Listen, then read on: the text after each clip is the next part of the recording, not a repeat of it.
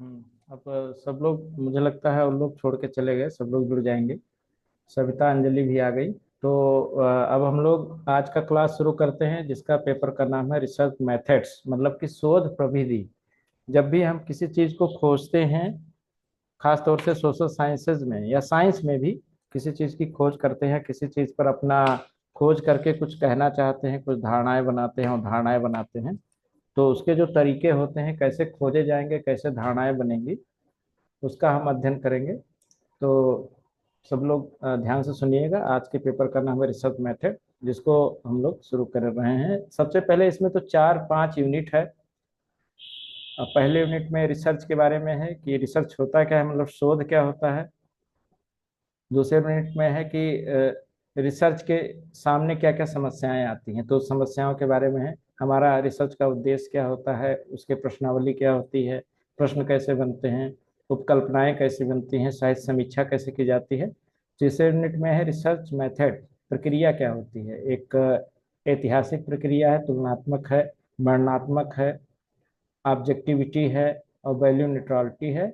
और उसके बाद है चौथा, जो मुख्य है, चौथा पांचवा, जिसका मतलब जो भी इसमें यूनिट में दिया है उसी के द्वारा ही शोध होता है। उसमें है observation, questionnaire, schedule, interview, case study. और पांचवा यूनिट में है classification, tabulation, analysis and report writing. तो सबसे पहले हम लोग ये जानेंगे कि रिसर्च होता क्या है, शोध क्या होता है। सब लोग जानते होंगे, शोध ऐसा विषय वस्तु होता है जिसमें हम कुछ चीज खोज करते हैं, खास तौर से सामाजिक विषयों में, जैसे पॉलिटिकल साइंस हो गया, सोशियोलॉजी हो गया, या इतिहास हो गया, मनोविज्ञान हो गया। मनोविज्ञान पूरी तरीके से तो सामाजिक विषय नहीं है, उसको साइंस की श्रेणी में रखा भी जा सकता है, लेकिन जितने भी हैं विषय, सामाजिक विषय के या अन्य आर्ट के भी विषय, उसमें शोध होता है। और शोध का मेन उद्देश्य होता है कि हम कुछ नया खोजें, कुछ नई जानकारी दें जो अब तक है। उसके अलावा भी हम इसमें इसको खोज करके हम नया संकल्पना प्रस्तुत करें, नया कॉन्सेप्ट प्रस्तुत करें। तो बीच बीच में सब लोग क्वेश्चन भी पूछ सकते हैं, कोई दिक्कत नहीं है। और सब लोग कोशिश करेंगे कि अपना जब अनम्यूट करके ही क्वेश्चन पूछें, जैसे म्यूट है अभी, तो अनम्यूट करके क्वेश्चन पूछेंगे तो क्वेश्चन पूछ सकते हैं। तो सबसे पहले रिसर्च होता क्या है, मैंने बताया कि शोध में एक नए चीज का खोज, एक नई संकल्पना का निर्माण किसी विशेष विधियों द्वारा, अवलोकन द्वारा, उसका विश्लेषण, उसके बारे में फिर लास्ट में उसकी रिपोर्ट या प्रतिवेदन प्रस्तुत करना, ये सब शोध का हिस्सा होता है। तो शोध के बारे में बहुत सारे पुस्तकें प्रचलित हैं। गोडे एंड हार्ट का सबसे बढ़िया पुस्तक है, और पाउलिन बी यंग का पुस्तक है, जो रिसर्च मेथड खासतौर से सोशियोलॉजी के लिए लिखा गया, लेकिन वो जो है समाज विज्ञान का एक विषय है, उसमें भी जो है इसका अध्ययन किया जा सकता है। तो हम लोग पहुंचते हैं कि शोध होता क्या है। तो शोध के बारे में सबसे पहले ये जानने का प्रयास करेंगे, शोध किसे कहते हैं। तो शोध क्या होता है, ये सामाजिक विषय का एक विशेष विषय है, जिसमें जो सामाजिक विज्ञानी हैं वो क्या करते हैं, सामाजिक अनुसंधान को या शोध को एक तरीके से स्थापित करने के प्रयास करते हैं, जिसमें वैज्ञानिक पद्धति अपनाते हैं, तब उसको हम शोध की प्रक्रिया में जोड़ते हैं। तो शोध जो होता है, अगस्ट काम ने भी इसकी व्याख्या की है। अगस्ट काम जो सोशियोलॉजी के जनक भी माने जाते हैं, उन्होंने कहा कि शोध में निरीक्षण होता है, प्रयोग होता है, इसमें तुलनात्मक विधि अपनाई जाती है, ऐतिहासिक विधि अपनाई जाती है। तो यदि हम अगस्ट काम्ट का ही देखें शोध के बारे में, तो निरीक्षण होता क्या है, उन्होंने 4 तत्व बताए: निरीक्षण, प्रयोग, तुलनात्मक विधि, ऐतिहासिक विधि, जिसको हम ऑब्जर्वेशन, एक्सपेरिमेंट, कंपैरेटिव मेथड और हिस्टोरिकल मेथड की बात करते हैं। तो निरीक्षण होता है क्या है, निरीक्षण मतलब कि जो सामाजिक क्रियाएं होती हैं, या समाज विज्ञान के अंतर्गत, या समाज में जो चीजें घटित हो रही हैं, राजनीति विज्ञान की बात करें, क्योंकि हम लोग पॉलिटिकल साइंस पढ़ रहे हैं, तो पॉलिटिकल साइंस में तो राज्य का भी अध्ययन करना पड़ता है, सरकार का भी अध्ययन करना पड़ता है, अंतर्राष्ट्रीय क्षेत्र, अंतर्राष्ट्रीय जगत का, अंतर्राष्ट्रीय संबंध का अध्ययन करना पड़ता है, आर्थिक गतिविधियों का भी अध्ययन करना पड़ता है। तो इसमें जो चीजें होती हैं, खासतौर से अवलोकन के माध्यम से, वो हम एक नई प्रक्रियाओं का खोज करते हैं, नई चीजों का खोज करते हैं। और इस घटना से हम निरीक्षण करते हैं, जानने का प्रयास करते हैं कि किस प्रकार किसी भी तथ्य को हम कैसे सामने ला सकते हैं, वो भी विज्ञान के वैज्ञानिक विधियों द्वारा। विज्ञान में प्रयोग होता है, सब लोग जानते होंगे। तो पहला है निरीक्षण, हो गया अष्टांग के अनुसार। दूसरा प्रयोग करते हैं हम, जैसे कि हाइड्रोजन में कोई और गैस मिलाएं तो कौन सी गैस बनेगी, ये तो विज्ञान में बिल्कुल सत्य है। लेकिन यदि हम समाज विज्ञान की बात करें, जिसमें राजनीति विज्ञान की बात करें, तो इसमें भी वही चीज है।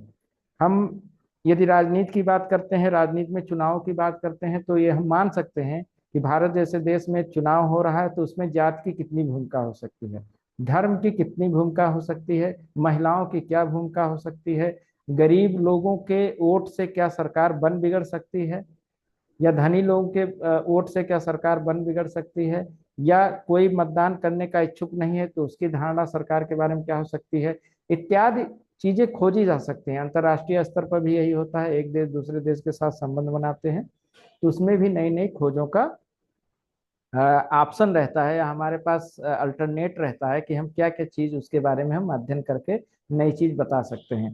तो देश के आपसी संबंधों का भी अध्ययन हो सकता है इसमें रिसर्च मेथड में।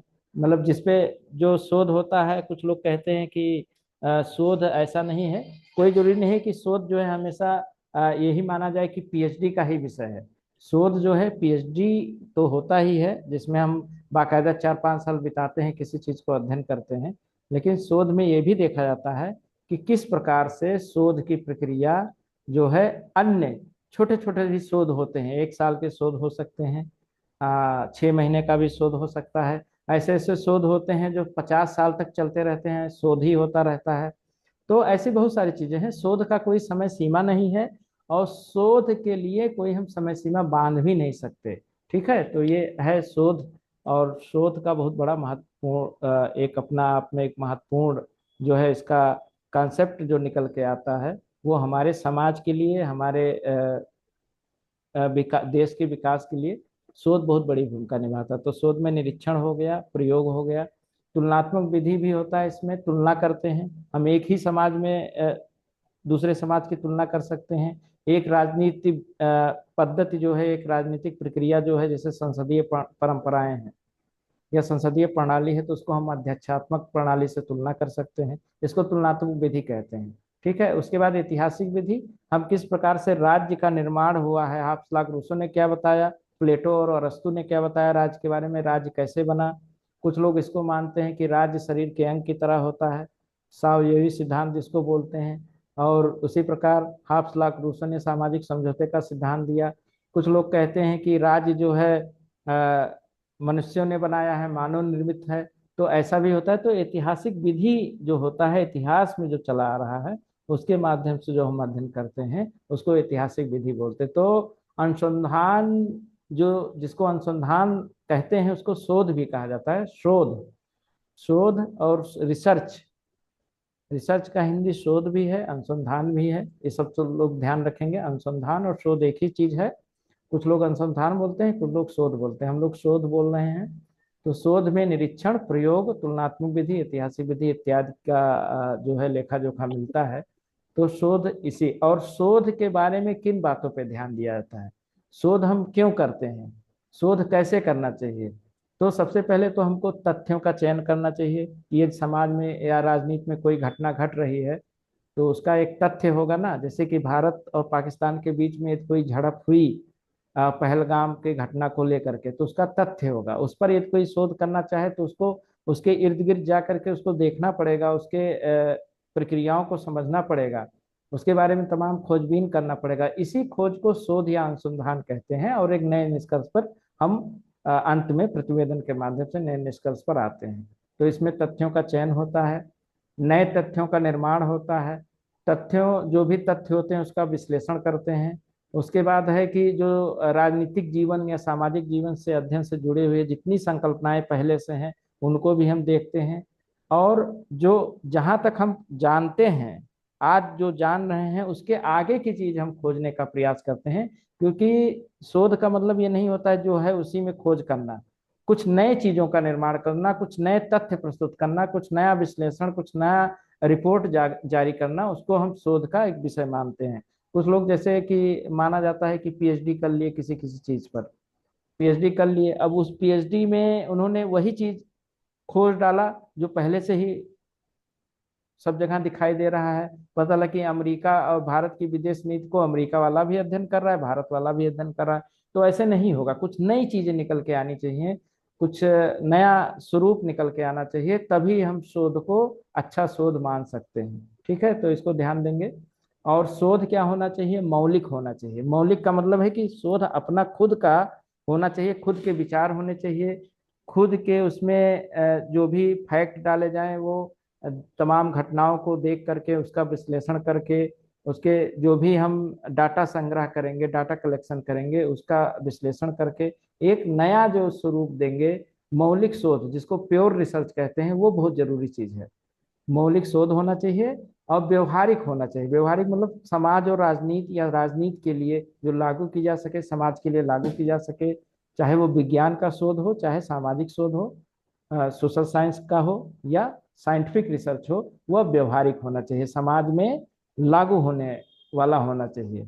ठीक है, तो जैसे उदाहरण के लिए जो हमने पीडीएफ भेजा है उसी में लिखा हुआ था कि यदि राज्यों में कोई मरीज आता है और बार बार मरीज की संख्या सेम बढ़ती चली जाती है, तो डॉक्टर या विज्ञान ये खोजने का प्रयास करता है कि ऐसा क्यों हो रहा है। तो उसका उपाय यदि खोज लेगा कि क्या किस कारण से वो हो रहा है, तो उसको रोकने का प्रयास किया जाएगा, उसकी दवाई का निर्माण किया जाएगा।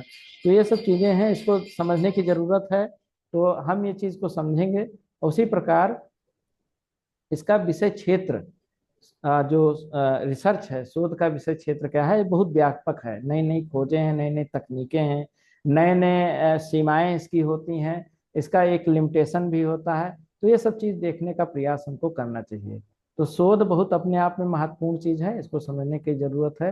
अब क्यों ये जरूरी है, महत्वपूर्ण क्यों है शोध?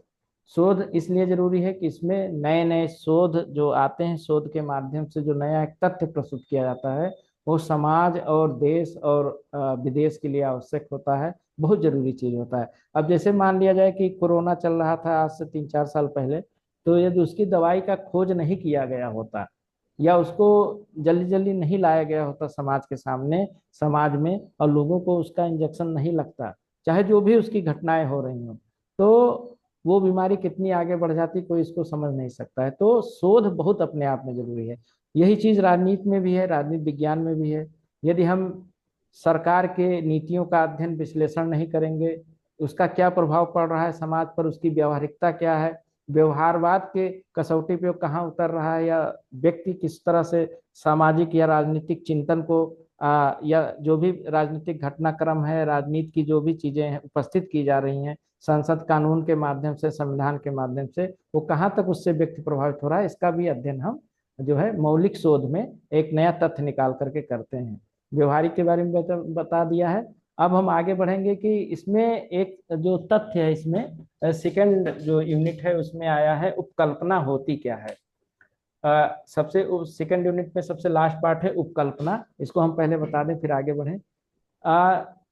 जो सामाजिक अनुसंधान होता है या शोध होता है, उसमें उपकल्पना का बहुत बड़ा योगदान होता है। उपकल्पना मतलब ये कि भारत देश बहुत तेजी से आगे बढ़ा, माना कि कोई ये शोध करना चाहे कि भारत देश बहुत तेजी से अर्थव्यवस्था के आधार पर बहुत तेजी से आगे बढ़ रहा है, इसकी नींव बहुत मजबूत हो रही है आर्थिक रूप से, तो इसी में उपकल्पना इसकी क्या बनेगी?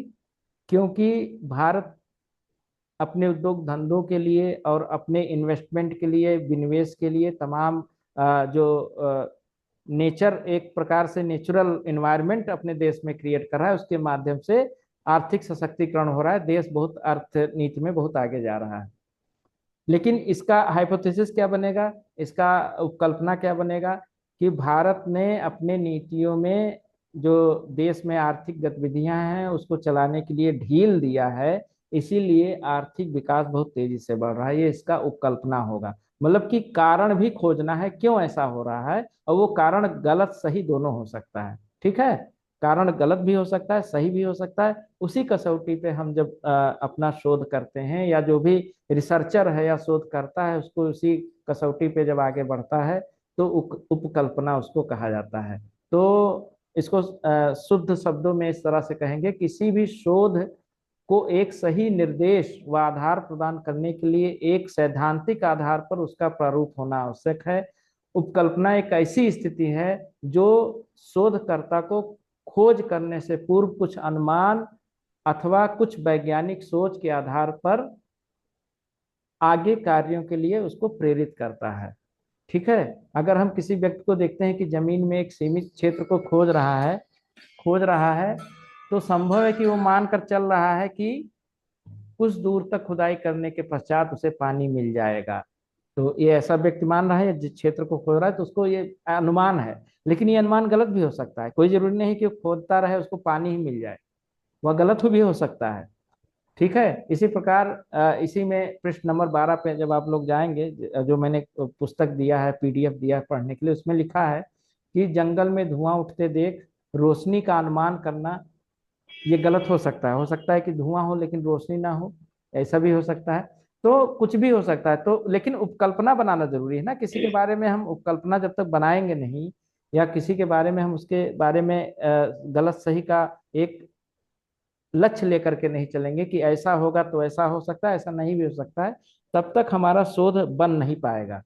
जैसे हम ये मान के चलते हैं कि क्या सरकार की योजनाओं से महिलाओं को लाभ होता है, जो महिला केंद्रित योजनाएं होती हैं, तो हम ये मान के चलते हैं कि महिलाओं को लाभ हो भी सकता है, कुछ महिलाओं को लाभ नहीं भी हो सकता है, ये भी आता है दोनों चीज। लेकिन हम इस आधार पे पहले से ही मान लें कि नहीं लाभ ही होता होगा, हम लिख दें कि लाभ हो रहा है, तो वो चीज गलत है।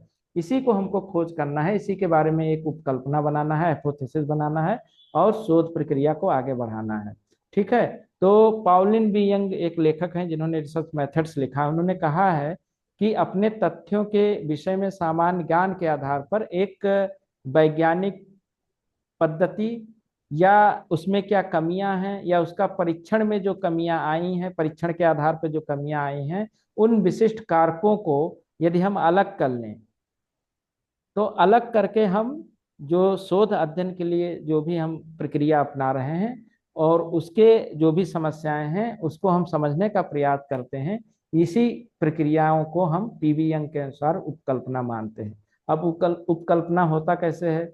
उपकल्पना कई प्रकार के हो सकते हैं। सामान्य संस्कृति को गुडेन हार्ट ने बताया है कि सामान्य संस्कृति जिसमें एक विज्ञान किस प्रकार से डेवलप होता है सब लोग मानते हैं। भारतीय संस्कृति में सामाजिक जीवन में गांधीवादी विचारधारा, जात प्रथा, संयुक्त परिवार है। एक प्रकार का ये सब उपकल्पना के जो है क्या होते हो सकते हैं, स्रोत हो सकते हैं। वैज्ञानिक सिद्धांत इसके स्रोत हो सकते हैं, व्यक्तिगत अनुभव इसका स्रोत हो सकता है। ये उपकल्पनाओं के स्रोत हो सकते हैं। उपकल्पना को हम प्राकल्पना भी बोलते हैं, सब लोग ध्यान देंगे किसी किसी पुस्तक में प्राकल्पना भी लिखा रहता है। तो अच्छी उपकल्पना क्या होगी, गुड हाइपोथेसिस का निर्माण कैसे होगा, सब लोग जाने। ये क्वेश्चन आएगा इसलिए हम इसको पढ़ा रहे हैं कि क्वेश्चन आएगा तो इसका उत्तर लिखें।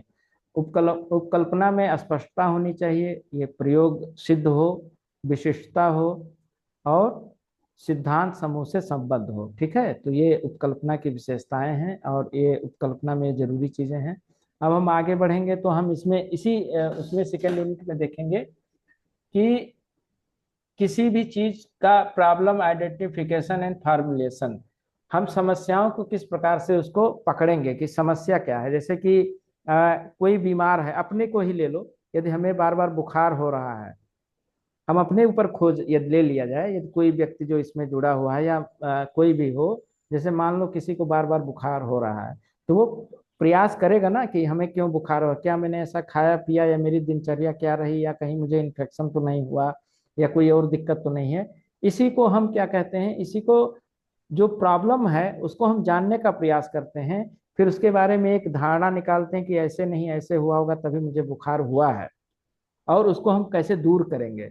तो इसी चीज को हम बड़े स्तर पे मान लें, सामाजिक स्तर पे मान लें, समाज विज्ञान पे मान लें, या विज्ञान के रूप में मान लें, तो वही एक खोज करना होता है जिसको में हम समस्याओं का निर्धारण करते हैं, किस प्रकार से समस्याएं हुई हैं, फिर उस समस्याओं को दूर करने का प्रयास करते हैं। यही खोज का एक बहुत बड़ा विस्तृत अंश होता है जो बड़े रूप में दिखता है। अब इसमें है अगला टॉपिक सेकेंड यूनिट में, रिव्यू ऑफ लिटरेचर है। साहित्य समीक्षा क्या होता है? जैसा कि सब लोगों ने अपने सेकेंड सेमेस्टर के रिसर्च प्रोजेक्ट में लिखा होगा, रिव्यू ऑफ लिटरेचर, साहित्य समीक्षा। साहित्य समीक्षा का मतलब जो शोध हो चुका है, या शोध यदि कोई उससे संबंधित शोध है, उससे संबंधित, संबंधित का मतलब वही नहीं, उससे संबंधित कोई शोध है तो उसके बारे में हम पढ़ेंगे। जैसे कि भारत की विदेश नीति पर अमेरिका का प्रभाव, माना इस पे कोई शोध करना चाहे आज के समय पे, तो हम उसको ये सुझाव दिया जाएगा टीचर द्वारा या जो भी है उसके द्वारा कि आप साहित्य समीक्षा करिए। साहित्य समीक्षा में मतलब भारत की विदेश नीति पे अमेरिका का प्रभाव, यानी कि भारत और अमेरिका की विदेश नीति भी हमको पढ़नी पड़ेगी यदि ऑलरेडी इस पे कोई शोध हो चुका है तो। और भारत की विदेश नीति का भी अध्ययन करना पड़ेगा, अमेरिका की विदेश नीति का भी अध्ययन करना पड़ेगा। अमेरिका की नीतियां क्या क्या हैं राष्ट्रहित को बढ़ाने के लिए, भारत की नीतियां क्या हैं जिससे राष्ट्रहित बढ़ सकता है, ये सब साहित्य में मिलेगा। साहित्य मतलब ऑलरेडी जो पुस्तकें लिखी हुई हैं, लिटरेचर जो उपलब्ध है, इसकी हम समीक्षा करते हैं, इसी को हम रिव्यू ऑफ लिटरेचर बोलते हैं। जब हम रिव्यू ऑफ लिटरेचर कर लेते हैं तो उसमें पता चलता है कि इस पुस्तक में ये चीज छोड़ दी गई है, उसी चीज को हम लोगों को अपने वाले पुस्तक में या अपने वाले शोध में उसको रखना है, उसको उस माध्यम से एक नए तथ्य का निर्माण करना है। तो रिव्यू ऑफ लिटरेचर उसी को कहते हैं, साहित्य समीक्षा उसी को कहते हैं। ठीक है, तो साहित्य समीक्षा बहुत बड़ी चीज नहीं है। साहित्य समीक्षा में पुस्तकें आती हैं, उनको हम समीक्षा करते हैं, मतलब कि उसका मूल्यांकन करते हैं, रिव्यू करते हैं, उसी को रिव्यू ऑफ लिटरेचर बोलते हैं। अब शोध उद्देश्य क्या होता है, कोई भी शोध है तो उसका उद्देश्य क्या होगा। जैसे माना सोनभद्र में माना सोनभद्र जनपद है, सोनभद्र में पिछड़े जो गरीब लोग हैं उनको योजनाओं, जो सरकार की योजनाएं हैं क्या उन तक पहुंच रही हैं कि नहीं, इस पर कोई अध्ययन करना चाहे तो उसके लिए उद्देश्य बनाएगा। अध्ययन का उद्देश्य क्या है, सोनभद्र के लोगों के परेशानियों का अध्ययन करना, सरकार की योजनाओं का अध्ययन करना, सरकार की योजनाएं किस प्रकार लोगों तक पहुंच पा रही हैं, ये सब चीजें इसमें दिखाई देती हैं। तो ये एक प्रकार से क्या होता है कि शोध उद्देश्य हो गया। तो शोध उद्देश्य जो शोध का विषय है उसमें हम किस प्रकार से उसका उद्देश्य बनाते हैं, क्या हम करना चाहते हैं, ये उसमें लिखना पड़ता है। उसके बाद आया है क्वेश्चन, प्रश्न क्या है, शोध प्रश्न क्या है, हम क्यों किसी चीज का अध्ययन करते हैं, उसके जो 3 4 5 बिंदु बनाते हैं उसको शोध प्रश्न बोलते हैं। और शोध प्रश्न शोध को आगे बढ़ाने का काम करता है। और उपकल्पना मैंने, हाइपोथेसिस मैंने बता ही दिया। अब हम लोग तीसरे यूनिट पे आते हैं जिसमें शोध की प्रक्रियाएं होती क्या हैं, शोध किस प्रकार से आगे बढ़ता है, शोध की प्रक्रियाएं क्या होती हैं, शोध कैसे आगे बढ़ता है, वैज्ञानिक विधि क्या होती है, सामाजिक विधि क्या होती है, ये सब चीज हम लोग पढ़ने का प्रयास करेंगे। तो शोध की प्रक्रिया में सबसे पहले होता है निरीक्षण होना चाहिए, जैसा कि मैंने बताया है। किसी भी चीज को हम ऑब्जर्व करते हैं, देखते हैं कि कैसे इसको हम शोध में ला सकते हैं, कैसे इसके ऊपर नई चीजें बना सकते हैं, या इसमें कोई कमियां हैं या कोई अच्छाइयां हैं तो कैसे उसको हम और बढ़िया से, अच्छाइयां हैं तो और बेहतर कैसे कर सकते हैं, कमियां हैं तो उसको कैसे दूर कर सकते हैं, और निरीक्षण के माध्यम से संभव है।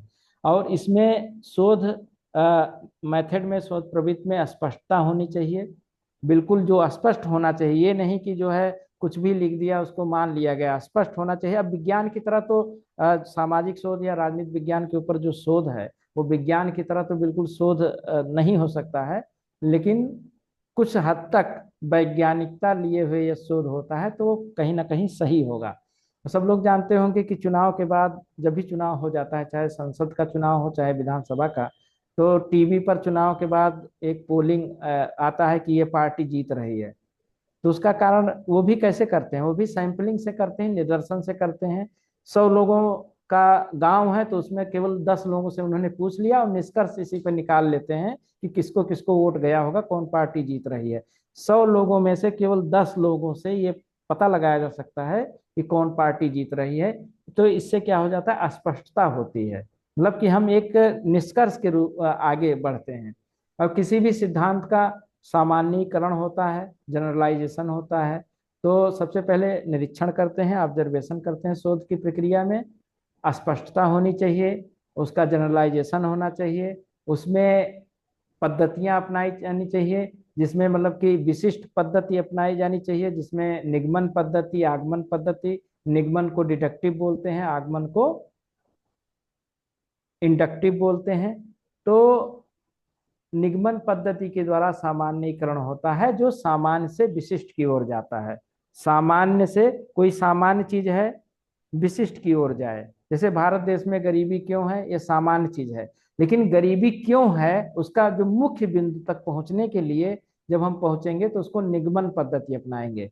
या कोई कहे कि किसी व्यक्ति को खाना नहीं मिल रहा है, ठीक, अब उस व्यक्ति को खाना नहीं मिल रहा है, ये एक विशिष्ट बात है। उसका सामान्य कारण क्या हो सकता है, तो उसको पता लगाने का प्रयास करेंगे। पता चला वो गरीब हो सकता है, उसके पास रोजगार के साधन नहीं है, उसके पास खेत नहीं है, या उसके पास खाने के लिए अवसर नहीं मिल रहा है, या बीमार है। तो सामान्य से जब हम विशिष्ट की ओर जाते हैं तो उसको हम आगमन पद्धति बोलते हैं, निगमन पद्धति बोलते हैं। और विशिष्ट से सामान्य की ओर जाते हैं तो उसको आगमन पद्धति बोलते हैं। ठीक है, सामान्य से विशिष्ट की ओर निगमन पद्धति, और विशिष्ट से सामान्य की ओर आगमन पद्धति की बात की जाती है। इसमें भविष्यवाणी की जा सकती है, साइंस में तो बिल्कुल भविष्यवाणी की जाती है। सब लोग जानते होंगे, मोबाइल में देखते होंगे या टीवी पर कि 4-5 दिन में बरसात होगी।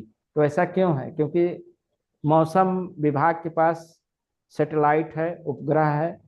सैटेलाइट के माध्यम से बादलों का आवागमन जो हम नहीं देख पा रहे हैं ऊपर आकाश में, वो सैटेलाइट देख रहा है कि समुद्री हवाएं कितनी तेजी से समुद्र से उठ करके तट की ओर आ रही हैं और कितनी तेजी से वो उत्तर प्रदेश की ओर बढ़ी हैं। या पाकिस्तान के तरफ से पश्चिम से चलने वाली हवाएं कितनी तेजी से उत्तर प्रदेश की तरफ आ रही हैं, गर्मी कितना है उसमें, आर्द्रता कितनी है।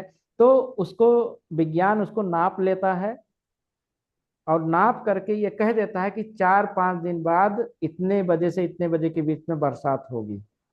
बिल्कुल मान लेता है, क्योंकि वो मान के चलता है कि ये चीज घटना घटेगी ही। यदि ह्यूमिडिटी इतनी है, हवा का दबाव इतना है, हवा इतनी तेज चल रहा है, गर्मी इतनी ज्यादा है, तो बरसात होगी। ये विज्ञान कह देता है। तो भविष्यवाणी भी इसमें होनी चाहिए। जैसे कि कुछ लोगों ने भविष्यवाणी की थी कि यदि रूस, सोवियत संघ जो था 1991 में टूट गया, तो सोवियत संघ यदि अपनी नीतियों से भी थोड़ा सा भी परिवर्तन करेगा, उदारवादी अपनाने का प्रयास करेगा, तो टूट जाएगा। यही हुआ। और 1985 में लोगों ने बोला था कि वो टूट जाएगा, तो 1991 तक आते आते टूट गया। तो इसका मतलब अंतरराष्ट्रीय राजनीति में या राजनीति विज्ञान में भी भविष्यवाणी की जा सकती है। जैसा कि मैंने बताया कि किस प्रकार से कुछ लोग चुनाव के आधार पर मान लेते हैं कि कौन पार्टी जीत रही है, तो इसमें भविष्यवाणी की जा सकती है। ठीक है, लेकिन उसमें वैज्ञानिक पद्धति और चीजों का आकलन सही सही से होना चाहिए, ताकि वो उस चीज को हम सत्य मान करके चलें। उसमें सत्यापन की जांच होनी चाहिए। ठीक है, जो उसमें सत्यता है उसकी जांच होनी चाहिए, तब एक तर्क निकाला जाना चाहिए। तर्क के आधार पर तथ्य निकाला जाना चाहिए, जिसको फैक्ट बोलते हैं। फैक्ट के आधार पर हम ये कह सकते हैं कि ऐसा संभव होगा या ऐसा होगा। ठीक है, इसको सब लोग ध्यान देंगे। तो ये हो गया। अब इसी में रिसर्च मेथड में है ऐतिहासिक। ऐतिहासिक मैंने बताया ही, तुलनात्मक भी मैंने बताया। ऐतिहासिक मतलब इतिहास के आधार पर हम किसी चीज को लेकर के हम भविष्य का निर्माण करने की बात कह सकते हैं। कि यदि सल्तनत काल ऐसा था, मुगल काल ऐसा था, या अंग्रेजों का शासन ऐसा था, इसलिए भारत में ऐसा है, ये भी हम देख सकते हैं। तुलनात्मक अध्ययन कर सकते हैं। कोई एक समान ए और बी नाम की कोई चीज है, तो ए और बी में तुलना की जा सकती है, नई चीज निकाली जा सकती है, सी निकाला जा सकता है, ए बी से सी निकाला जा सकता है, उसको तुलना कहते हैं। वर्णनात्मक शोध होता है, जिसमें हम किसी चीज को ज्यादा से ज्यादा उसको बताने का प्रयास करते हैं, उसका वर्णन करते हैं, उसको वर्णनात्मक शोध बोलते हैं। और वैल्यू न्यूट्रलिटी सबसे बड़ी चीज है कि शोध में जो बहुत महत्वपूर्ण चीज है, तीसरे यूनिट में जो सिलेबस में है, कि शोध जो है न्यूट्रल होना चाहिए, किसी तरफ झुकाव नहीं होना चाहिए। जैसे हम भारत पाकिस्तान का संबंध का पीएचडी कर रहे हैं, शोध कर रहे हैं, इस पर अनुसंधान कर रहे हैं, तो हम पाकिस्तान को हम बुरा मान रहे हैं, इंडिया को अच्छा मान रहे हैं। तो हम लिख रहे हैं तो हम इंडिया के बारे में सब कुछ अच्छा लिख दें, पाकिस्तान को गलत ठहरा दें, ये भी गलत है। हमें उदासीन होना पड़ेगा। हमें दोनों देशों के तथ्यों को परख करके बिना किसी निष्पक्षता के हमको नया तथ्य प्रस्तुत करना पड़ेगा। उसमें निष्पक्ष होना, बिना किसी पक्षपात के निष्पक्ष होकर के हमको नया तथ्य प्रस्तुत करना पड़ेगा। तो वो जो है क्या कहलाएगा? न्यूट्रलिटी कहलाएगी, तभी उसका महत्व बढ़ेगा। जैसे विज्ञान में कोई चीज खोजा जाता है, विज्ञान वास्तव में अपने आप में निष्पक्ष होता है। किसी भी चीज को हम, धातुओं की खोज किया वैज्ञानिकों ने, साउंड की खोज की वैज्ञानिकों ने, कंप्यूटर का निर्माण किया, मोबाइल का निर्माण किया। ठीक है, साउंड वेव को वैज्ञानिकों ने पढ़ा। तो जो भी चीज वैज्ञानिक ने पढ़ा उसमें कहीं ना कहीं वो न्यूट्रल थे, उदासीन थे, पहले से नहीं मान के चल रहे थे कि आवाज इतनी गति से जाती है तो लाइट से भी तेज चलती है, ऐसा तो उन्होंने नहीं कहा। सबसे गति अभी भी वर्तमान में सबसे गति जो सबसे तेज होती है वो लाइट की होती है, प्रकाश की होती है।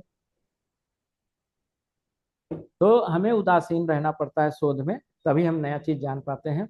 उसके बाद हम चौथे यूनिट में आते हैं। चौथे यूनिट में अवलोकन मैंने बता ही दिया कि किसी भी चीज को हम देखते हैं, उसके बाद उसका ऊपर निष्कर्ष निकालने का प्रयास करते हैं। शोध का बहुत बड़ा ये हिस्सा है अवलोकन। उसके बाद है प्रश्नावली।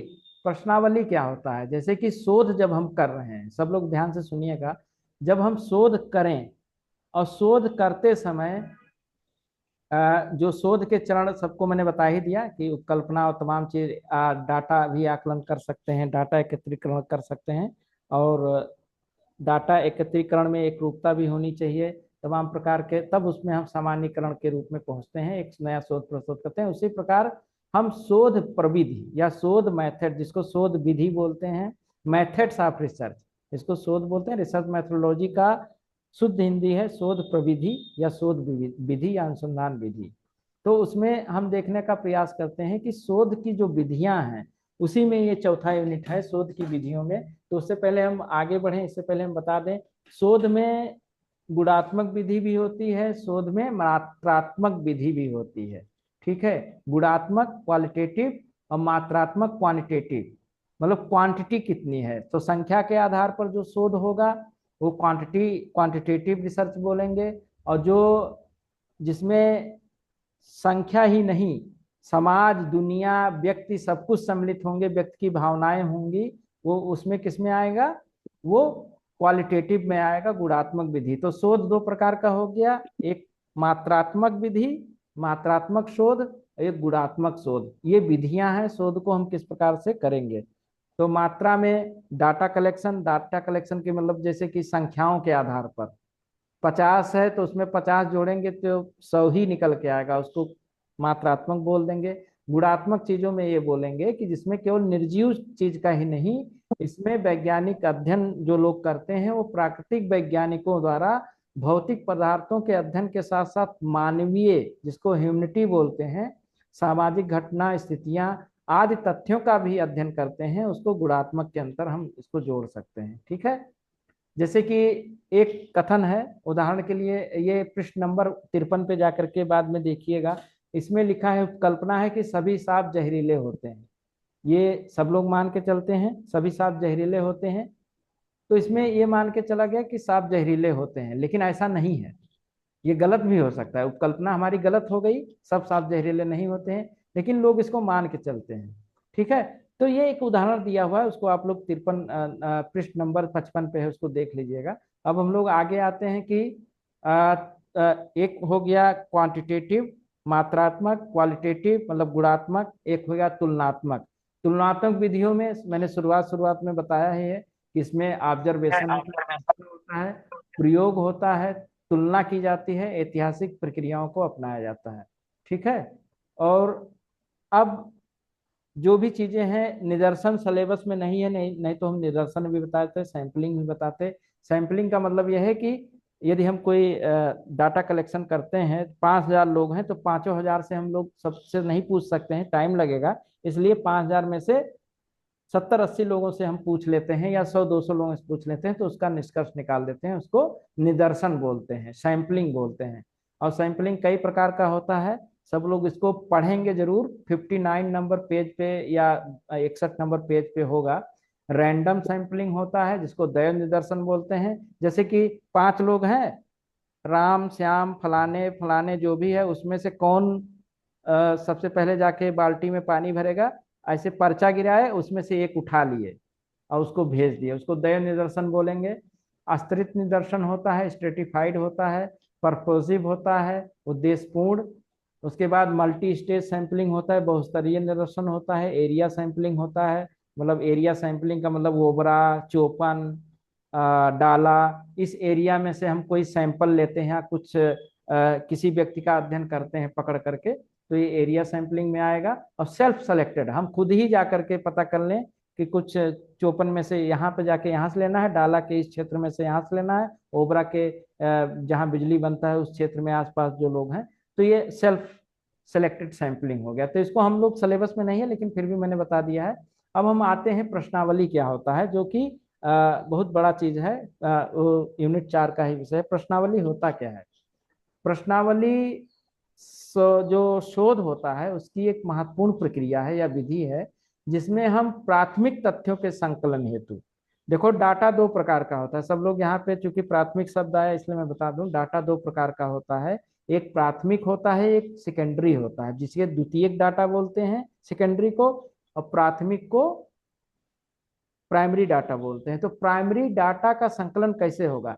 जैसे इसमें जितने भी लोग जुड़े हैं, माना उसमें से हम, माना आंचल है, इस समय नूर सबा है, लाली है, कुमारी सविता, लक्ष्मी जायसवाल, अंजलि, शाहीन तराना है, और सोनम पांडे है, पवन है, देव कुमारी है, स्नेहा मोदलवाल। स्नेहा मोदलवाल एमए की हैं कि गलती से जुड़ गई हैं, और हरिओम सोनी है, और बाइबो Y20 है। तो इसमें, माना इसमें हम कोई चीज का अध्ययन करेंगे, प्राथमिक तथ्यों का अध्ययन करेंगे, तो इतने लोगों से हम इंटरव्यू लेंगे किसी चीज पर, और इंटरव्यू लेने के आधार पर यदि इन लोगों का जो भी चीजें निकल करके आएंगी इंटरव्यू के आधार पर, या इनका जो इंटरव्यू को साक्षात्कार बोलते हैं, इन्होंने जो भी बात कही होगी या जो भी बात भविष्य में कहेंगे, करुणा राव भी जुड़ी हैं अभी ताजा ताजा मुझे लगता है, तो जो भी बात ये लोग कहेंगे उसको इंटरव्यू साक्षात्कार बोला जाएगा, और साक्षात्कार में जो चीज निकल करके आएगा उसको हम प्राथमिक स्रोत पर उसका आकलन करते हैं। तो प्राथमिक स्रोत पर आकलन करने का मतलब यह हुआ कि प्राथमिक वो हमारे लिए प्राइमरी डाटा हो गया। इंटरव्यू में जो भी उत्तर प्रश्न देता है, जैसे कि प्रधानमंत्री का इंटरव्यू हो गया, या यहीं पे जो भी लड़कियां लड़के जुड़े हैं इनका इंटरव्यू किसी चीज पे ले लिया गया, तो वो प्राथमिक डाटा में आएगा। और जो किताबों में है, जो पहले से ही सरकारी आंकड़ों में, बड़े बड़े मोटी मोटी पुस्तकों में सरकार ने निकाल करके उसको सरकारी आंकड़े रख दिए हैं, वो सेकेंडरी मतलब द्वितीयक डाटा आएगा। तो उसी प्रकार प्रश्नावली क्या होता है? प्रश्नावली अनुसंधान की महत्वपूर्ण विधि है, शोध की महत्वपूर्ण विधि है, जिसमें हम प्राथमिक तथ्यों का संकलन करते हैं। ठीक है। और प्रश्नावली में विशेषता क्या होती है? प्रश्नावली निर्माण कैसे करते हैं? जैसे हमको शोध करना है, माना कि महिलाओं पर शिक्षा का प्रभाव, और ये हमारा प्रश्न है, और शोध का विषय है महिलाओं पर शिक्षा का प्रभाव स्वतंत्रता प्राप्ति के पश्चात, मतलब 1947 से अब तक महिलाओं पर शिक्षा का क्या प्रभाव पड़ा है।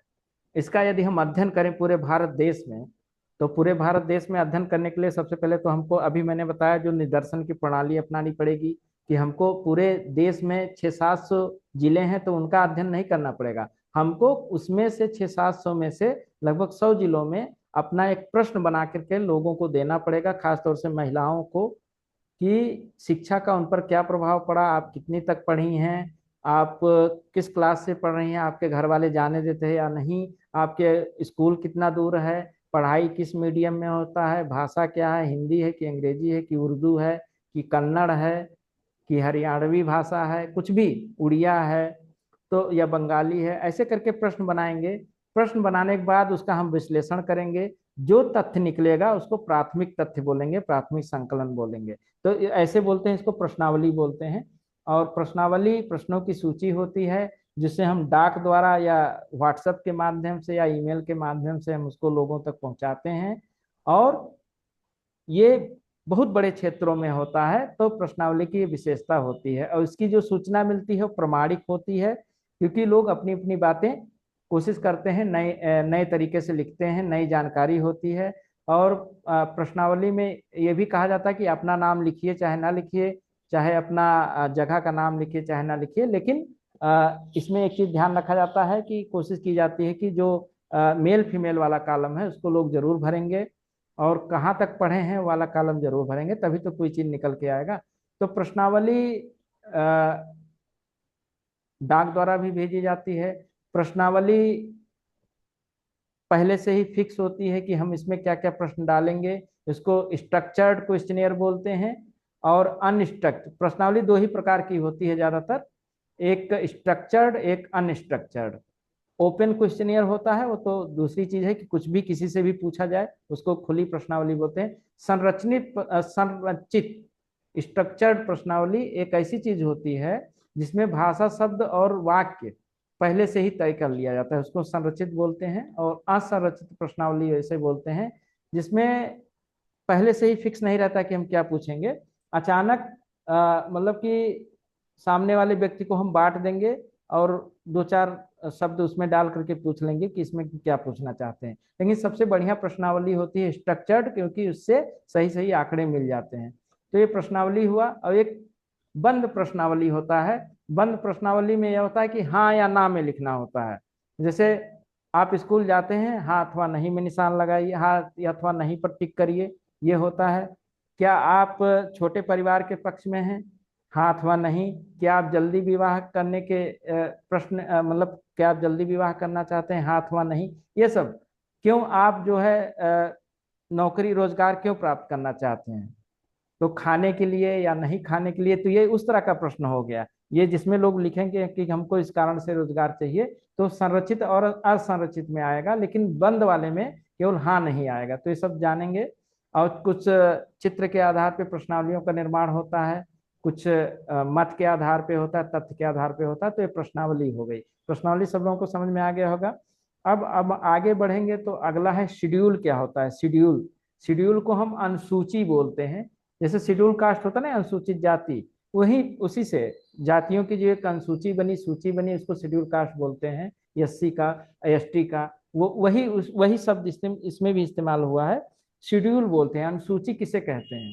तो जो परिमाणात्मक, परिमाण मतलब कि जो मात्रात्मक विधियां थीं, उसके आधार पर जो आंकड़े इकट्ठे किए गए और आंकड़े इकट्ठे करके एक सूची का निर्माण किया गया कि इस गांव में 50 लोग महिलाएं हैं, 56 पुरुष हैं, 10 बच्चे हैं, 50 बच्चे 30 बच्चे 18 साल के हैं, 10 लोग बीए किए हैं, 5 लोग इंटर किए हैं, 10 लोग निरक्षर हैं। तो ये जो एक लिस्ट बनता है उसको हम क्या कहते हैं? ये मात्रात्मक डाटा कलेक्शन वाला, उसको हम अनुसूची बोलते हैं।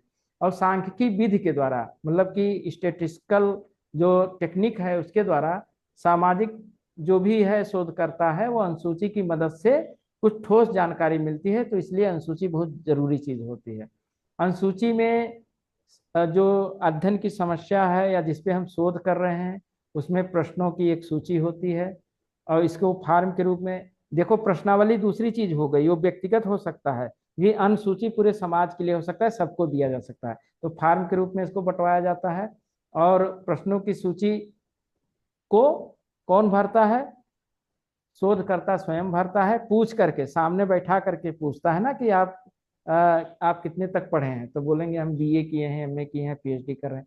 तो इस प्रकार से अनुसूचियों में होता है। अनुसूची जो बनती है, अनुसूची जो बनती है उसका प्रयोग शिक्षित तथा अशिक्षित दोनों प्रकार के व्यक्ति के लिए, उत्तरदाताओं के लिए समान रूप से उपयोगी होता है। अनुसूची को शोधकर्ता स्वयं भरता है, उसका उत्तर जो है विश्वसनीय माना जाता है। अब इसमें भी अनुसूची के कई प्रकार हैं। अवलोकन सूची, प्रलेख अनुसूची, संस्था से संबंधित अनुसूची, साक्षात्कार वाली अनुसूची। तो ये ध्यान रखेंगे अनुसूची के प्रकार जो हैं: ऑब्जर्वेशन शेड्यूल, अवलोकन अनुसूची, डॉक्यूमेंट शेड्यूल, प्रलेख अनुसूची, इंस्टीट्यूशनल सर्वे शेड्यूल, संस्था सर्वेक्षण अनुसूची, मूल्यांकन अनुसूची जिसको रेटिंग शेड्यूल बोलते हैं, और साक्षात्कार अनुसूची, इंटरव्यू शेड्यूल। ये है। अब साक्षात्कार क्या होता है उसी में आगे है, अनुसूची के आगे यूनिट नंबर 4 में। साक्षात्कार के बारे में मैंने बताया कि हम किसी व्यक्ति से उससे चाहे प्रश्न दे करके पूछें, चाहे सामने ऑडियो उसका रिकॉर्ड करें, चाहे उसके बारे में हम जानकारी इकट्ठा करके अपने मन से वो क्या कहना चाह रहा था उसको लिख लें, उसको हम क्या बोलते हैं? इंटरव्यू बोलते हैं, साक्षात्कार बोलते हैं। जिसमें महत्वपूर्ण आंकड़े जो है इकट्ठे किए जाते हैं। इसमें एक व्यक्ति दूसरे व्यक्ति से मिलजुल करके जो बात करता है उसी को हम साक्षात्कार बोलते हैं। किसी का परिचय लेना, किसी के परिचय के बहाने उसके बारे में पूछना। धीरे धीरे परिचय हो गया, बस में जा रहे हैं या कहीं जा रहे हैं ट्रेन में, या कहीं साथ साथ टेम्पू में बैठ के आ रहे हैं। माना यहीं के लड़के बच्चों का उदाहरण ले लो। टेम्पू में 2 बच्चे, एक ठो डाला से आया, एक ठो रास्ते में मिल गया। दोनों लड़के लड़कियां या लड़की लड़की आपस में बात करने लगी, तो आपस में पूछे तुम कहाँ से आ रही हो, तो तुम्हारा टेस्ट हुआ कि नहीं। यही सब, ये जो प्रक्रिया है आपस में इंटरेक्ट होने का, एक दूसरे से जब कोई प्रश्न करता है तो उसको साक्षात्कार की श्रेणी में हम ला सकते हैं, सामान्य बोलचाल में। और साक्षात्कार जो है सामाजिक अंतः क्रिया की एक बहुत बड़ी प्रक्रिया है। गुडे एंड हार्ट ने बोला है कि साक्षात्कार सामाजिक अंतः क्रिया की एक बहुत बड़ी प्रक्रिया है। और साक्षात्कार में क्या क्या होता है, दो या दो से अधिक व्यक्ति आमने सामने होकर बात करते हैं, प्राइमरी रिलेशन बनते हैं, सामाजिक प्रक्रिया होती है, विशिष्ट उद्देश्य होता है, पूछने के पीछे कारण होता है, और सूचनाओं का संकलन होता है। सूचना संकलन इसमें होता है, ये सब ध्यान रखेंगे, सूचनाओं का किस प्रकार से इसको संकलन किया जाता है। तो साक्षात्कार के उद्देश्य होते हैं, इससे एक संख्या निकल के आती है। साक्षात्कार 1 घंटा, आधा घंटा, 5 मिनट का भी हो सकता है। और साक्षात्कार को हम बना भी सकते हैं, ऐसे ही पूछ सकते हैं, या उसको लिख करके लाएं फिर उसमें से क्वेश्चन पूछें। 20 क्वेश्चन बना लिए फिर उससे सामने से पूछ रहे हैं, या हम अपने मन से 10 क्वेश्चन पूछ लिए, तो उसको संरचित असंरचित साक्षात्कार बोलते हैं। तो उद्देश्य के आधार पर, संख्या के आधार पर, समय अवधि के आधार पर, संरचना के आधार पर साक्षात्कार होते हैं। तो ये सब चीज सब लोग जान लीजिए। साक्षात्कार जो है शोध खास तौर से प्राथमिक डाटा संकलन के लिए या प्राइमरी डाटा कलेक्शन के लिए सबसे महत्वपूर्ण है। अब आता है अगला जो है निरीक्षण क्या होता है। इस सब लोगों को तो मैंने बताया, बार बार यही आ रहा है कि निरीक्षण, ऑब्जर्वेशन किसे कहते हैं, सब लोग जानते ही हैं कि किसी भी चीज को हम किस प्रकार से आंकड़ों का संकलन करके या किसी चीज को देख करके हम एक नए तथ्य पर पहुंचे, उसी को हम निरीक्षण कहते हैं। और इसका अवलोकन क्रमबद्ध होना चाहिए, क्रमबद्ध अवलोकन निरीक्षण कहलाता है। किसी भी चीज का क्रमबद्ध मतलब स्टेप बाय स्टेप जो है हम उसको देखें किसी चीज को, वही अवलोकन की श्रेणी में फिट बैठता है। और निरीक्षण अनियंत्रित भी हो सकता है, नियंत्रित भी हो सकता है, प्रत्यक्ष हो सकता है, सरल हो सकता है। और निरीक्षण जो है इससे बड़े फायदे हैं। निरीक्षण से फायदा ये होता है कि हम नई नई चीज को बताने में सक्षम होते हैं। इसके जब फायदे भी हैं तो सीमाएं भी हैं। मानवीय व्यवहार की सीमाएं इसमें आती हैं, भावनात्मक स्तर के व्यवहार से निरीक्षण जुड़ा हुआ है। तो एक जो कुशल शोधकर्ता होता है वो निरीक्षण को अपने शोध प्रतिवेदन के लिए निरीक्षण को प्रयोग करता है, तो अपने हिसाब से प्रयोग करता है। अब आता है कि केस स्टडी क्या होता है। ये केस स्टडी आप लोगों के उसी इंटरव्यू के आगे है, चौथे यूनिट में। केस स्टडी क्या होता है। केस स्टडी का मतलब है कि कोई एक विषय ले लिया जाए, उसके बारे में जो हम अध्ययन करें उसको केस स्टडी किया कहा जाता है। तो परिणाम के परिमाण के आधार, परिणाम नहीं, परिमाण के आधार पर मतलब क्वांटिटी के आधार पर या क्वालिटी के आधार पर, मतलब परिमाणात्मक और गुणात्मक, इस दृष्टि से जो व्यक्तिक अध्ययन विधि का प्रयोग कर जिन तथ्यों का संकलन किया जाता है उसकी प्रकृति गुणात्मक ही होगी, क्योंकि हम संख्या कलेक्ट कर रहे हैं। ठीक है। तो व्यक्तिक अध्ययन क्या होता है। व्यक्तिक अध्ययन मतलब यह है कि केस, किसी चीज का एक व्यक्तिगत अध्ययन करना। व्यक्तिगत का अध्ययन का मतलब ये नहीं कि इसमें केस स्टडी है, इसमें इन्होंने नाम हिंदी में व्यक्तिक अध्ययन दिया है, तो यहाँ व्यक्ति का मतलब व्यक्ति नहीं है। व्यक्ति का यहाँ पे व्यक्ति का मतलब है किसी इंडिविजुअल से है। इंडिविजुअल में निर्जीव सजीव दोनों आ सकता है। इंडिविजुअल में आदमी भी आ सकते हैं, जानवर भी आ सकता है। जानवर में शेर चिड़ियाघर में क्यों मर रहे हैं, इस पे अध्ययन हो सकता है। ठीक है। ये बहुत बड़ा केस स्टडी हो सकता है, मतलब उदाहरण के लिए मैं बता रहा हूँ। या हाथी जंगल में क्यों नहीं रुकना चाहते हैं, बार बार गांव की तरफ क्यों भाग रहे हैं जंगल से, ये भी अध्ययन का विषय, एक केस स्टडी है। तो इसमें व्यक्तिक अध्ययन का मतलब ये नहीं कि इसमें व्यक्ति आएगा। हाँ, किसी व्यक्ति के बारे में भी अध्ययन हो सकता है कि कोई व्यक्ति बार बार बीमार पड़ रहा है तो उसका क्या कारण है, या कोई क्यों किसी एक ही पार्टी का समर्थक बन करके जिंदगी भर रह रहा है, उसका भी अध्ययन हो सकता है। क्यों कोई बीजेपी को पसंद कर रहा है, उसका कारण हो सकता है। क्यों भारतीय जनता पार्टी या कांग्रेस को पसंद कर रहा है, या बहुजन समाज पार्टी, समाजवादी पार्टी, जो भी है, जनता दल यूनाइटेड है, किसी को जो पसंद कर रहा है, आम आदमी पार्टी को, उसका कारण पता लगाया जा सकता है। वो भी व्यक्तिक अध्ययन होगा। तो उसके कारण और जितने भी चीजें हैं, जो भी प्रक्रियाएं हैं, हम शोध में सब अपनाएंगे, तभी उसका स्पष्ट पता चल पाएगा कि व्यक्ति का रुझान ऐसा क्यों है। तो व्यक्तिक अध्ययन में क्या होता है, समस्या का गहन अध्ययन करते हैं। जैसे शेर जंगल की से निकल करके शहरों की तरफ क्यों जा रहे हैं, उत्तराखंड की बात ले लिया जाए। माना कार्बेट नेशनल पार्क है उत्तराखंड में, वहां से कभी कभी शेर निकल करके शहरी क्षेत्र की तरफ जाते हैं, गाय वाय को खाने के लिए, जो गाय खूंटे में बंधी रहती है। तो इसका अध्ययन यदि हम किया जाए तो समस्या का गहन अध्ययन इसमें होता है, संपूर्ण अध्ययन होता है, इंडिविजुअल स्टडी होती है। जो एक परिवार, व्यक्ति, संस्था या किसी भी चीज की हो सकती है, उसको इंडिविजुअल बोलते हैं। और इसमें गुणात्मक अध्ययन होता है। इसमें बहुत ज्यादा संख्या नहीं देखा जाता, इसमें कारण देखा जाता है और कारण के तरीकों का अध्ययन किया जाता है। ठीक है। तो इसमें केस स्टडी में ये होता है। और केस स्टडी का जो तकनीक है उसमें डायरी, पत्र, लाइफ हिस्ट्री, डॉक्यूमेंट इत्यादि के माध्यम के केस स्टडी का अध्ययन किया जा सकता है। मतलब इसका सहारा लेकर के भी केस स्टडी का हम अध्ययन कर सकते हैं, व्यक्तिक अध्ययन हम कर सकते हैं, केस स्टडी तैयार कर सकते हैं। ठीक है। अब आएगा क्लासिफिकेशन, वर्गीकरण क्या होता है।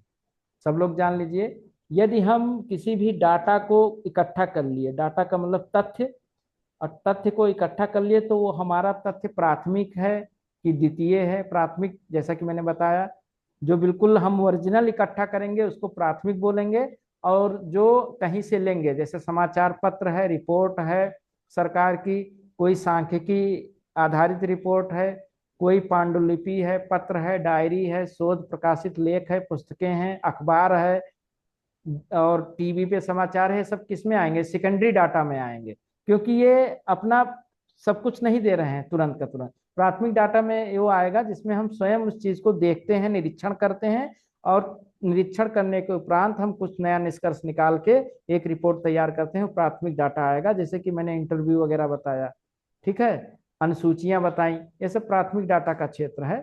तो ये बहुत कम होता है, इसको ज्यादा जरूरी है। इसलिए शोध जो पीएचडी करता है उसको प्राथमिक डाटा को भी कलेक्ट करना पड़ता है सेकेंडरी डाटा के अलावा। ये नहीं कि 50 किताब रख लिए किनारे और उसी में से छांट छांट के एक नया टाइटल बना करके और 300 पन्ना का लिख दिया तो पीएचडी हो गया, उसको नहीं माना जा सकता, वो उसको कहीं भी मान्यता नहीं दी जा सकती है। इसीलिए शोध करने में या पीएचडी करने में प्राथमिक डाटा, प्राथमिक तथ्य और द्वितीयक तथ्य, सेकेंडरी डाटा, दोनों का बहुत बड़ा महत्व होता है। प्राथमिक डाटा तो होना ही चाहिए, द्वितीयक तथ्य में पर्सनल डॉक्यूमेंट, पब्लिक डॉक्यूमेंट सब हो सकते हैं। ठीक है। तो ये होता है वर्गीकरण। तथ्यों को दो वर्गों में बांटा जा सकता है, प्राथमिक तथ्य, द्वितीयक तथ्य। ठीक है, सब लोग इसको ध्यान देंगे। अब वर्गीकरण वास्तव में होता क्या है। वर्गीकरण क्या होता है, वर्गीकरण निश्चित तथा तथ्यों को स्पष्ट करने के प्रयोग में लाई जाती है। असीमित तथ्यों को सीमित करने में इसका महत्वपूर्ण योगदान होता है। अब हमारे पास 500 इकट्ठा हो गया इंटरव्यू का डाटा, अब उसको हमको कहीं ना कहीं उसको वर्गीकरण करना पड़ेगा कि ये महिला का इंटरव्यू था, ये बच्चे का इंटरव्यू था, ये पुरुष का इंटरव्यू था, ये बूढ़े व्यक्ति का इंटरव्यू था, ये यंग आदमी का इंटरव्यू था, ये लड़की का इंटरव्यू था जो पढ़ने जा रही थी, या लड़का पढ़ने जा रहा। तो इस प्रकार से जो हम उसको पहले असीमित को एक सीमित करेंगे और वर्गीकरण कर देंगे, उसी को हम वर्गीकरण बोलते हैं। मतलब जो तथ्य बनाए गए हैं प्राथमिक और द्वितीय तथ्य, उसका वर्गीकरण करेंगे। तो वर्गीकरण करने से ये होता है कि हमको बहुत आसानी से चीजें समझ में आ जाती हैं, और हम शोध को आसानी से तथ्यात्मक विश्लेषण के आधार पर हम एक नया तथ्य प्रस्तुत कर सकते हैं, नई संकल्पना बना सकते हैं। और वर्गीकरण कई प्रकार का हो सकता है, बहुत लोग मानते हैं। ये भौगोलिक वर्गीकरण हो सकता है, समयानुसार वर्गीकरण हो सकता है, गुणात्मक वर्गीकरण हो सकता है, संख्यात्मक वर्गीकरण, जिसको परिमाणात्मक भी बोलते हैं। परिमाणात्मक, संख्यात्मक एक ही चीज है। गुणात्मक वर्गीकरण, समयानुसार, भौगोलिक। अब उदाहरण के लिए वर्गीकरण भौगोलिक बता दिया जाए तो भारत की जो भूगोल में क्या पाया जाता है, भारत के भूगोल में सभी प्रकार के मौसम आते हैं। वहीं अमेरिका और यूरोप के क्षेत्रों में एक ही प्रकार का मौसम दिखाई देता है, ज्यादातर ठंडी ज्यादा रहती है, इसलिए वहाँ मौसम, हवाएं और पर्वत पहाड़ ठंड के हिसाब से वहाँ पेड़ पत्तियां डेवलप हैं, भारत में अलग हैं। उत्तराखंड में जो तुमको पेड़ पौधे मिलेंगे वो सोनभद्र में नहीं मिलेंगे, क्योंकि ये भौगोलिक वर्गीकरण हो गया। मतलब हम पेड़ का, जैसे बरसात, जैसे माना एक विषय हो जाए, माना ज्योग्राफी की बात है तो इसी में विषय हो जाए कि बरसात में वर्षा जल से पेड़ों पर होने वाले प्रभाव का अध्ययन करना है। तो हमको जो सोनभद्र में जितना पानी बरस रहा है, यहाँ के जो पौधे हैं, उसका हम तुलना चेरापूंजी या उत्तराखंड के किसी पहाड़ी इलाके से नहीं कर सकते हैं, क्योंकि यहाँ रोज पानी बरस रहा है, वहाँ रोज हरा हरा पौधा पनप रहा है। यहाँ पर कभी कोई बरसा, एक बार निकला, फिर गर्मी आया तो पता लगा कि सूख करके झाड़ी बन गया। तो ये चीजें जो है भौगोलिक आधार पर जो इसका वर्गीकरण है, तो इसी को समझा रहा हूं मैं कि किस प्रकार से चीजों को समझने की जरूरत है, तो शोध अच्छा हो सकता है। समय के अनुसार 1990 का अध्ययन, 2000 का अध्ययन, 2025 का अध्ययन, 2050 का अध्ययन, आगे आने वाले 200 साल बाद जो भी आएगा उसका अध्ययन। तो ये सब समय अनुसार अध्ययन होता है, गुणात्मक होता है, क्वालिटी उसमें क्या होती है, मानवीय गुण भावनाएं होती हैं संख्या के आधार पर, जिसमें संख्याएं होती हैं। तो इस प्रकार से होता है। अब जैसे इसी पुस्तक में तुम्हारे जो मैंने दिया है पढ़ने के लिए 91 पेज पे लिखा हुआ है कि विभिन्न देशों में लिंग अनुपात किस तरह से होता है। तो बांग्लादेश में 1000 यदि लड़के हैं तो 953 लड़कियां हैं। रूस में यदि 1000 लड़के हैं तो वहाँ 1140 लड़कियां हैं। मतलब कि वहाँ लड़कियों की संख्या रूस में सबसे अधिक है। तो लिंगानुपात मुझे लगता है रूस में सबसे बेहतर है, ब्राजील में बेहतर है, रूस में तो सबसे बढ़िया हो गया। मतलब 1000 लड़के हैं और 1140 लड़कियां हैं, तो इसका मतलब वहाँ लिंगानुपात ज्यादा है। उसी प्रकार भारत है, भारत में इस चीज को जो है कमी दिखाई देती है। भारत में 940-50 ही है। 900 अब 60 वाट हो गया है। अभी 960 लड़के हैं लेकिन 940 लड़कियां हैं। तो बाकी जो है 60-40 लोगों का क्या होगा, ये तो मतलब ये शादी की बात हो तो ये समस्या आ सकती है। तो इसीलिए जो है लिंग अनुपात जो है जहाँ सबसे अधिक होता है वो देश भी कहीं ना कहीं कमजोर होता है। और उसमें ये देखने को मिलता है कि वो देश कंजर्वेटिव है, मतलब कि परंपरागत चीजों को ही अपना करके चल रहा है। उनको यही लगता है कि लड़का ही जरूरी है, लड़की जरूरी नहीं है। ये तो एक शोध का विषय मैंने बताया। तो ये सब चीजें होती हैं। अब एक चीज है उसमें टेबुलेशन। टेबुलेशन मतलब सारणियन, कोई भी चीज हमने डाटा कलेक्ट कर लिया, 150 लोगों से प्रश्न पूछ लिए या 150 लोगों के आंकड़े जुटा लिए, तो उसको हम टेबल में बनाएंगे। टेबल में टेबल सब लोगों ने कक्षा 8, 9, 10, 11, 12 में पढ़ा होगा। मीन मीडियन मोड होता है, एक टेबल बनता है जिसमें लिखा जाता है कि 1 से 5, फिर 6 से 10, फिर 11 से 15, फिर 16 से 20, ऐसे करके जो डाटा बनता है। तो ये जो डाटा होता है इसको हम टेबुलेशन बोलते हैं। और टेबुलेशन का उद्देश्य ही होता है कि जटिल तथ्यों को सरल बनाया जाए और तथ्यों का तुलनात्मक विश्लेषण आसान हो जाए। इससे तथ्यों का प्रस्तुतिकरण आकर्षक हो जाता है, तथ्यों की पहचान आसान हो जाती है, स्थान की बचत होती है। तो ये समझ में आ गया होगा सार्डियन टेबुलेशन क्या होता है ये चीज। अब आजकल कंप्यूटर से हर चीज होता है, सब लोग ये जान लीजिए, बहुत महत्वपूर्ण है। आजकल कंप्यूटर से चीज चूंकि आसान हो गया है, एआई भी आ गया है, आर्टिफिशियल इंटेलिजेंस भी आ गया है। तो इसके माध्यम से जो हम शोध कर रहे हैं, जो हमने आंकड़े इकट्ठे किए हैं, यदि हम आंकड़ों को एआई प्लेटफॉर्म पर, एआई सॉफ्टवेयर में डाल दें, तो वो तुरंत जो है 10 पन्ने का लेख लिख करके हमको दे देगा कि एआई के माध्यम से कि हम किस चीज का शोध का निष्कर्ष क्या निकला। लेकिन कोशिश करनी चाहिए, स्वयं से करना चाहिए और कंप्यूटर का उपयोग लेना चाहिए। तो उसमें एक्सेल वगैरह है, सॉफ्टवेयर है, उसके माध्यम से हम साड़ियन को अच्छा कर सकते हैं, साड़ियन को अच्छा बना सकते हैं। ठीक है, तो ये चीज समझना चाहिए। और साड़ियन जो होता है, साड़ी जो बनती है, साड़ी को टेबल बोलते हैं और साड़ियन को टेबुलेशन बोलते हैं। टेबल से ही टेबुलेशन निकला है। टेबल जैसे बनाएंगे, जैसे कि भारत में 1995 में कितनी महिलाएं थी, 1996 में कितनी महिला जनसंख्या बढ़ी, 2024 में कितना हुआ, 2025 में कितना हुआ। तो ये सब जनगणना से आता है। तो इसका चार्ट बनता है या टेबल बनता है, तो उस हिसाब से हम इसको देख सकते हैं, टेबल बना सकते हैं। सामान्य टेबल होता है, विशिष्ट टेबल हो सकता है। और विशिष्ट टेबल में जो चीजें होती हैं उसमें हम नया चीज भी जोड़ सकते हैं, भविष्यवाणी भी कर सकते हैं।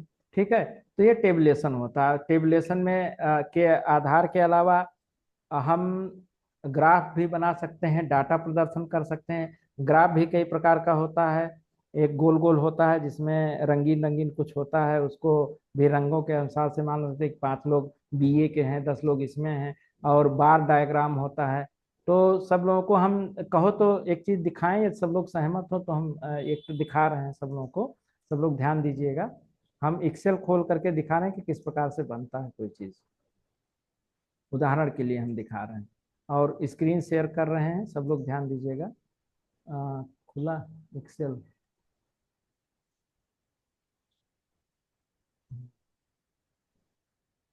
खुल गया होगा। हाँ, एक्सेल खुल गया। अब एक्सेल खुल गया है, इसको हम शेयर करने जा रहे हैं और सब लोग इसको ध्यान देखेंगे कि किस प्रकार से एक्सेल है। हाँ, सब लोगों को दिख रहा होगा। अब जैसे माना इसमें सोनम पांडे हैं, तो इनका नाम लिख दिया हम किसी कॉलम में, सोनम पांडे जो हमको नाम दिख रहा है। हरिओम सोनी है, तो हरिओम सोनी लिख दिए। सोनी, SONY सोनी हो गया। और प्रियंका हो गई, प्रियंका है, आंचल है, आंचल हो गया, और कौन कौन इसमें जुड़ा हुआ है, बस ऐसे ही नाम ले लेते हैं। देव कुमारी है, नूर सभा है, देव कुमारी हो गई। सबको दिख रहा है ना? सब लोग हमको बताते भी रहे दिख रहा है कि नहीं। ऑन करके बोलो अपना अपना स्पीकर। हाँ सर, दिख रहा है। हाँ, नूर सभा, देखो नूर में NOOR है। माना उदाहरण के लिए मैंने, अब करुणा भी जुड़ी थी, करुणा का भी नाम लिख देते हैं। तो ये इतने बच्चे जुड़े हैं, ठीक है। इतने बच्चों को 25 में से किसी को 10 नंबर मिला, किसी को 12 नंबर मिला, किसी को 9 नंबर मिला, किसी को 30 नंबर। 25 में 30 कैसे हो सकता है, 25 में 19 नंबर मान लो। और किसी को जो है 17 मिलता है, और किसी को जो है 17 इनको भी मिलता है, किसी को जो है 15 नंबर मिलता है। अब ये देखो, सबसे सोनम को माना 10 नंबर मिला, हरिओम को 12 नंबर, उदाहरण के लिए है। तो इसको हम डायग्राम कैसे बनाएंगे? तो एक्सेल में सबसे इजी होता है, इसका डायग्राम बनाने का तरीका होता है। इसमें डाटा को हम ऐसे जाएंगे और डाटा का विश्लेषण करेंगे, देखेंगे कि डाटा किस प्रकार से है। तो इसको हम उसका फार्मूला पे जाएंगे, और फार्मूला में हम इसको जोड़ भी सकते हैं। यदि हम इसको जोड़ दें तो कितने बच्चे हैं, कितने डाटा है, वो ऑटो सम से निकल के आ जाएगा। और यदि हम इसमें कोई चीज इंसर्ट करना चाहते हैं, सब लोग ध्यान देंगे, स्क्रीन पे बाएं साइड के ऊपर देखो इंसर्ट लिखा है। इंसर्ट में ये आ गया, चार्ट आ गया, पाई आ गया, और ये क्या बोलते हैं, पाई चार्ट, इसको गोल गोल वाले को पाई चार्ट बोलते हैं। पाई चार्ट माना हम इंसर्ट कर देंगे तो इसमें ऐसे आ जाएगा, देखो आ गया ना, इसको पाई चार्ट हम्म। बोलते हैं। अब इसमें ये सोनम पांडे का रंग, देव कुमारी का रंग, थोड़ा बड़ा कर दें, तो इसमें दिखाई देगा, सबका रंग अलग अलग है। देव कुमारी का गुलाबी है, देव कुमारी को 17 नंबर मिला है। जब हम इस पर क्लिक करेंगे तो ऑटोमेटिक ये इसमें सीरीज सीरीज को सेलेक्ट करेंगे, सेलेक्ट डाटा करेंगे, या हम ऐड डाटा लेबल करेंगे तो अपने आप आ जाएगा। ये देखो इसमें यहाँ 17 दिख रहा है, हो सकता है किसी किसी को ना दिख रहा हो। इसमें हम ऐड डाटा लेबल करेंगे, हो सकता है इसमें दिखे। इसमें देखो, इसमें भी 17 दिख रहा है। ये किसका है? ये नूर सबा का है। तो इसी प्रकार ये एक चार्ट मैंने बनाने की कोशिश की। माना ये चार्ट कई तरीके से बन सकता है, इस तरीके से बन सकता है, ऐसे बन सकता है, कुछ भी, या तो कंप्यूटर में कुछ भी हो सकता है। ठीक, ये एक प्रकार का एक चार्ट मैंने बनाने की कोशिश की। ठीक है, अब इसको हम आ, उस पे जाते हैं। इसी डाटा को हम बार डायग्राम में जाते हैं। तो बार डायग्राम में जब जाएंगे तो इसमें हम इस पे जाएंगे। इसमें हम ऐसे कर सकते हैं, देखो इसमें आ रहा है ना, सबको दिख रहा है ना? जी। हाँ देखो, अब इसमें सबसे हाईएस्ट नंबर किसका है? सबसे हाईएस्ट नंबर आंचल। आंचल को दिया गया है। आंचल। आंचल को 19 नंबर है, इसलिए आंचल का जो बार डायग्राम है सबसे ऊपर है। ठीक, और सबसे कम किसका है? प्रियंका का है, 9 नंबर है, तो इनको 9 नंबर दिया गया है। तो इसी प्रकार से डाटा कलेक्शन होता है। डाटा कलेक्शन को हम चार्ट, टेबल, ये जो बना है इधर, जिसमें हम नंबर लिखे इसको टेबल बोल सकते हैं। और जो ये सब बन करके आ रहा है इसको चार्ट बोलते हैं। ये सब होता है, और ये एक्सेल में आसानी से बनाया जा सकता है। हम लोग, जब मैं शोध कर रहा था, PhD कर रहा था, तो हम जब जापान गए तो वहां से जो डाटा हमने देखा, लोगों से पूछताछ किया, उसका जब विश्लेषण मैंने किया है कंप्यूटर पे, वो इसी माध्यम से किया है। तो बहुत सारे इसके तरीके हो सकते हैं। और ये पाई वाला भी हो सकता है। इसमें ऐसे गया है, चार्ट टाइटल में इसमें ऐसे गया है, सोनम पांडे का कम नंबर है, सबसे हाईएस्ट आंचल का है, करुणा का यहाँ पे है, सबसे नीचे प्रियंका का है। दिख रहा है ना सबको? जी हाँ, सर। इसमें और नंबर भी ऐसे डाल सकते हैं, देखो सबका नंबर भी मैंने डाल दिया, दिख रहा होगा सबको कौन कहाँ पे है, और जी। नीचे नाम लिखा। जी। तो इस प्रकार से ऐसे कर सकते हैं। इसको हम बंद कर रहे हैं, ठीक है। आ, बंद कर रहे हैं, और शेयर स्क्रीन जो है, ठीक। तो ये समझ में आ गया होगा सभी को। अब हम आगे वाले उसमें आते हैं कि हम कहाँ पे थे, कहाँ पढ़ा रहे थे। ये तो सबको समझ में आ गया, ये वही चीज सब है। अब टेबुलेशन हो गया। अब किसी चीज का विश्लेषण कैसे करते हैं, इसको तो हम ऐसे ही समझा देते हैं। विश्लेषण क्या होता है? जब हमारे पास बहुत प्रकार के डाटा, बहुत प्रकार के जो है प्राथमिक और सेकेंडरी सोर्स के जो मटेरियल आ जाते हैं, तो उनका हम विश्लेषण करते हैं, एक रिपोर्ट बनाते हैं। और विश्लेषण में उसका माइनस प्लस, या आलोचना, समालोचना, या उसके जो भी पाए गए हैं अब तक, या जो नहीं पाए गए हैं, हमारी लिमिटेशन, हम क्यों नहीं पाए, वो भी उसमें लिखना पड़ता है। तो उसको विश्लेषण कहते हैं। ठीक है, सब लोग इसको जान गए। अब एक अंतिम जो बचा है वह है प्रतिवेद, रिपोर्ट राइटिंग। क्या होता है रिपोर्ट राइटिंग? सबसे लास्ट में है, जो आपके उसमें होगा, पुस्तक में नहीं भी होगा तो व्हाट्सअप करेंगे तो हम दे देंगे।